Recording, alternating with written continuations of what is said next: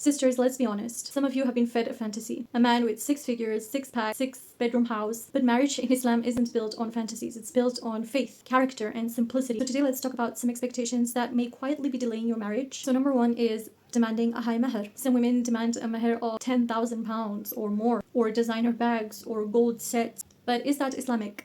Think about what Islam really teaches. The Prophet ﷺ said, the best of mahr is that which is easiest. His own daughters were married with simple mahr. Remember that mahr is supposed to be a gift. Nowadays, men have to go into debt sometimes to pay off mahr, which is something so ridiculous because imagine someone who's already paid their university debts or whatever and now they're having to pay a mahr. That's ridiculous. When mahr becomes a financial burden and a financial test, that's making marriage hard. And it's definitely not a way that will bring the spouses close together. Number two, but very important, lavish weddings. You know, a lot of families nowadays spend thousands on a wedding. Remember, Islam doesn't ask the bride's family to give anything. No dowry, no house. That's culture, not religion. Islam says to have a simple nikah, not a grand event that's going to make you go into debt and stress. Number three is having unrealistic expectations of men. And I made a whole video about that, romanticizing marriage, so you can check it out. Things like he must be tall, rich, emotionally perfect. Sisters, that man doesn't exist. There's always going to be some flaw that you're not aware of behind the scenes. Instead, look for deen. How is his character and the effort that he's putting or willing to make? The important thing is that he treats you right. So don't reject a good man if he's still building his life. You know, grow together. That's a sunnah.